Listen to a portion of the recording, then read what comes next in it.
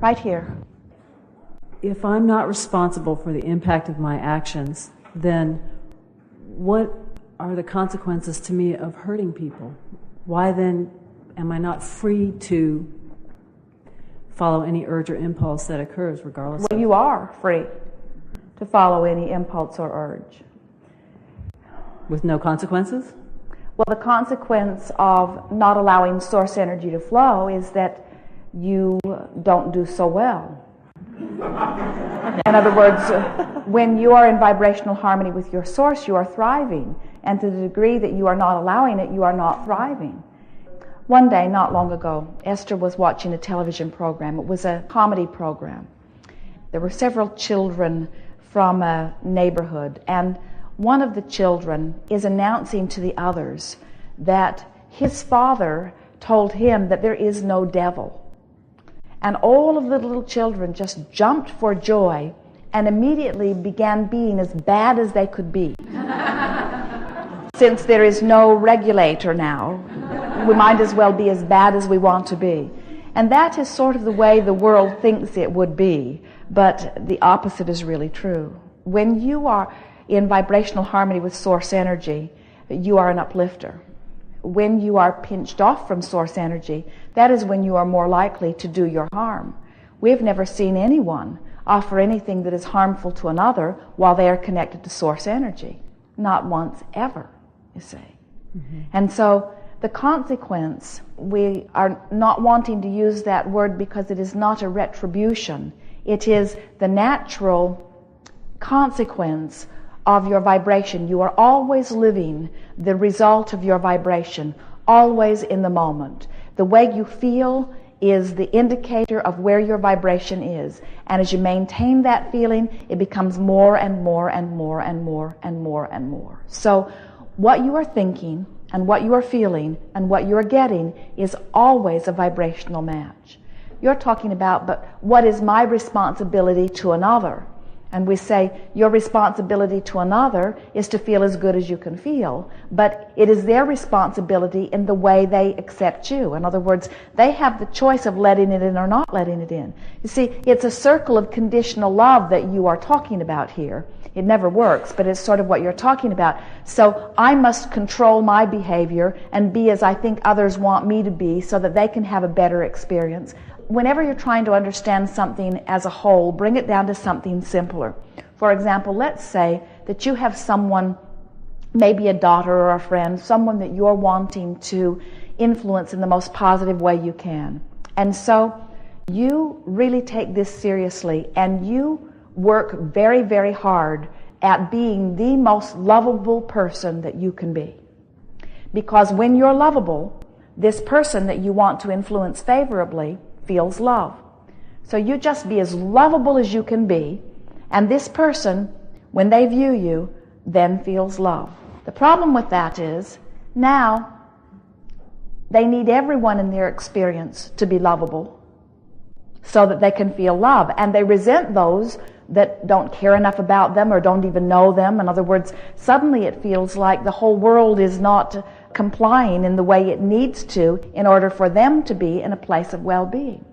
Where if you have taught your friend or your daughter or whoever it is that you care about that their happiness does not depend upon your behavior, then you have freed them, because now they have discovered that their happiness does not depend upon anybody's behavior. Their happiness depends upon their choice of thought. Their connection with source energy is under their control. Yes. 2 more quick clarifications. If 90% of the world lives in abject poverty, unlike most of us here, and even in this country, then 90% of the world is miscreating. The problem with your theory is that you are assuming that the way you are creating in your environment is the perfect way, mm-hmm. and that anyone who's creating differently from you must be doing it wrong. Mm-hmm. It is also part of your theory that having things mm-hmm.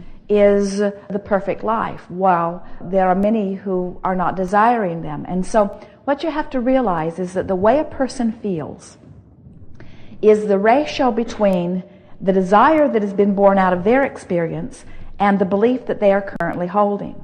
So, for example, let's say that you're living in your environment and you have developed these desires and expectations of a lifestyle. And then you see someone living in another part of the world that lives far differently. And then you superimpose your desire over their beliefs and you say, oh, they're a long way from where I think they want to be. And we say, but they are not necessarily a long way from where they want to be. That's like looking at your cat and feeling bad that it isn't more dog-like.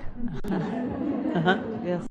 And your cat says, but wait, I'm a very happy cat. And you say, but you don't jump through hoops, and you don't chew on this bone, and you don't bury things in the backyard, and you can't run as fast. And the cat would say, lady, you got problems. I'm a very happy cat.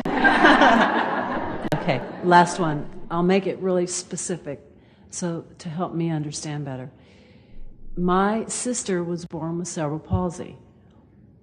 So did she choose for fun and the joy of the experience to be born? Well, it's hard for you to see from this experience because even as you're using the word fun and joyous of the experience, you don't see all that much happening within her experience. Everyone always chooses. Now, let us give you a very fast, broader view of this. As the fetus is forming in the womb, it is the energy of the mother that is supporting it. In other words, its consciousness has not yet come in the way you think of as soul.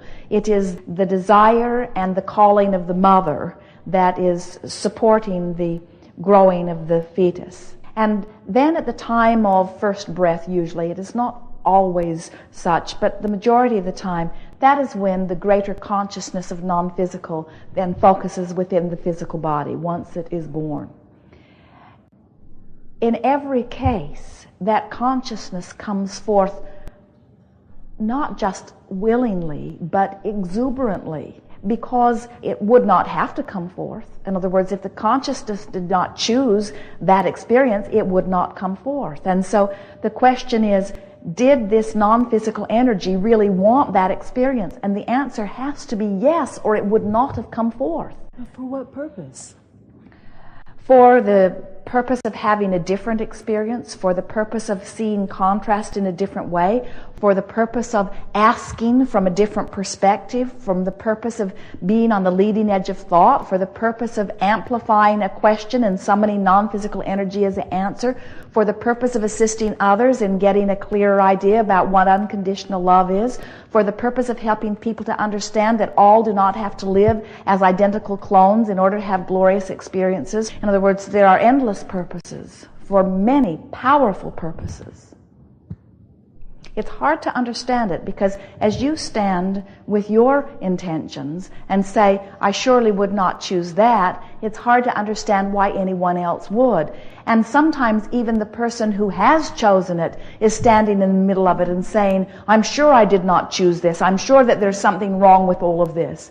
And we say, every one of you, no matter what your origin or place or timing or condition of birth or where you stand even now is, every one of you chose it on some level. The big question, an even bigger question, the question we would like you all to ask, and the question that we would all very much like to help you to answer and really get, is that when you stand, wherever you stand, whatever the conditions are, out of that is born a desire that if you could find harmony with it, you could fulfill it.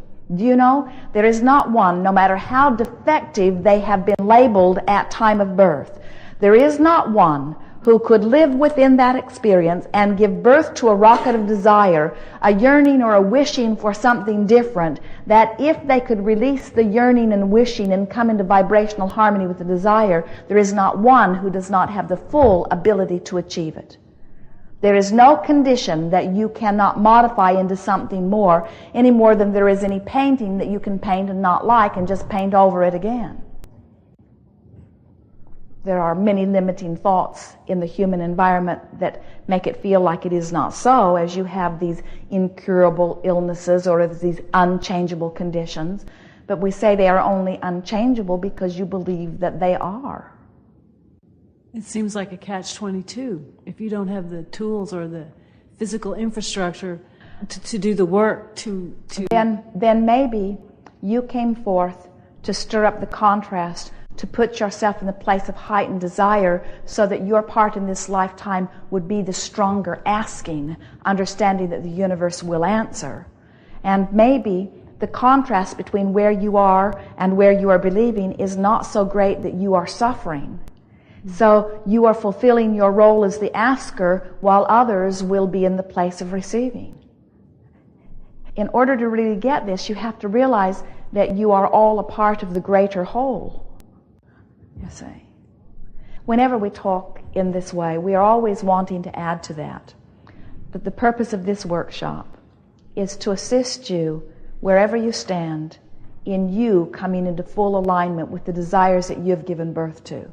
It is awfully nice and altruistic when you come forth and bang around in whatever for the birthing of the new desire, understanding that the universal energy will answer it and the world will be a better place because you have lived. But we want you to have a good time in your now experience, and that is the way you intended it. Just do not assume that because somebody else is living something that you now would not choose, that they didn't choose it and in fact are not now choosing it. Just let them all have whatever their experience is while you do your best to align with source energy. In other words, feel as good as you can feel in every moment. Sometimes when you have the benefit of meeting someone who has a very different view of life, you discover that they are contributing in enormous ways and actually are not unhappy in their differences. In your physical environment, you tend to try to make everyone sort of the same. As your children are born, your school systems say, oh, this bent toward this skill is not saleable, so wouldn't you like to do this instead? Here are 5 choices. Wouldn't you like to choose one of these 5 things? And many of the children comply to that, but your children are being born with broader ranges of intentions than ever before. And they are coming forth less willing to be compliant, to pound those square pegs into round holes or round pegs into square holes. They are coming more determined to be the diverse group that they are, you see. And we think it is a good thing as humanity discovers that everybody is not supposed to be the same and that your diversity or differences add to the whole. It's just like the circle of friends that we talked about earlier. As you have one that's sort of a comedian and one that's sort of mothering and nurturing and one who's always solid. And in other words, as you bring your different personality characteristics to the whole, the group has such balance and such harmony and such a very good time. And your world from non-physical, which is where it is all projected from, everything that you are living here is the intent that was set forth from broader perspective. You are living the manifestation of that which you dreamed from your broader, wholer self. All of it is set forth with such balance and perfection. And when you find a way to get into vibrational harmony with the well-being that is so dominant, fewer of you will be suffering your separation from that well-being. There is only a stream of well-being which you are letting in or not. And you can tell by the way you feel in the moment whether you're letting it in or not. So as you look at someone you love, like a sister that's suffering from some disease or someone who's having some experience and not having a good time, and you hold them as your object of attention until you don't feel good, you're using them as your excuse not to allow the energy to flow. And in the majority of cases, they are not doing the same thing. In other words, you're suffering needlessly on their behalf. You're trying to superimpose your desires over their life experience. And our loving, encouraging, constant, ever-flowing advice to you all is mind your own business and do not find yourself responsible for the way others respond to their lives or even to your life. We sort of wrapped your first question right back around here, didn't we? In other words, it's your job to live your life. It's your job to respond to life. It's your job to choose the way you feel. It's your job to line up with source energy. It's your job to let it in or not let it in, and it's everybody else's job to do the same. And when you're all doing your job, everybody's free. You all feel better. How did we get so off track? I mean, we've been off track for 2,000 or more years. You're not all off track, and you're not all always off track. But the way you get off track is by utilizing the contrast in order to give birth to desire.